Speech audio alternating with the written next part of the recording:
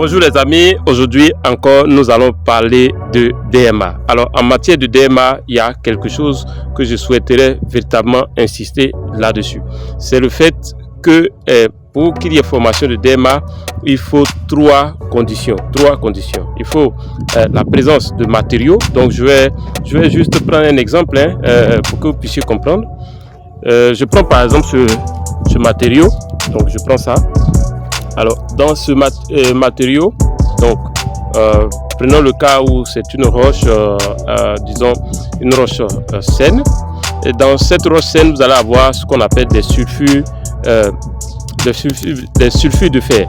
Et ces sulfures de fer là vont subir une oxydation en étant en contact avec l'air, donc avec l'oxygène et avec la pluie. Donc lorsque il y a ce matériau qui contient des sulfures, je dis des sulfures métalliques, et que ces sulfures métalliques sont en contact avec l'oxygène, donc de l'air et de la pluie, il va alors avoir la formation d'un écoulement qu'on appelle le drainage acide minier. Le pH est faible, mais la concentration en matière de métaux lourds va être plus élevée. Et donc cet écoulement-là va s'infiltrer et arriver à la nappe et provoquer une pollution des nappes souterraines, une pollution, si vous voulez, des eaux souterraines, une pollution des eaux superficielles et même pollution du sol. Alors, prenons un exemple.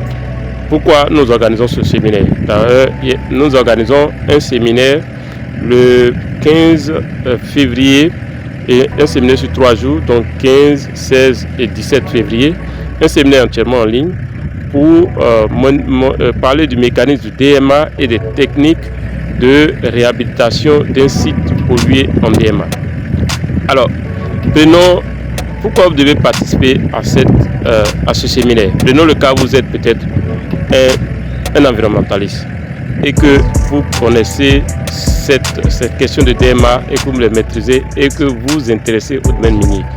Imaginez ce que cela va apporter à votre carrière. Si vous êtes géologue et que vous savez le mécanisme du DMA et comment lutter contre le DMA, imaginez en termes de compétences, vous venez d'acquérir un autre niveau de compétences. Si vous êtes responsable environnement dans une compagnie minière, vous avez besoin de connaître et de maîtriser tout ce qui est DMA. Alors, si vous êtes environnementaliste, si vous êtes géologue, cette formation vous intéresse. Si vous êtes HSE, cette formation vous intéresse parce que dans la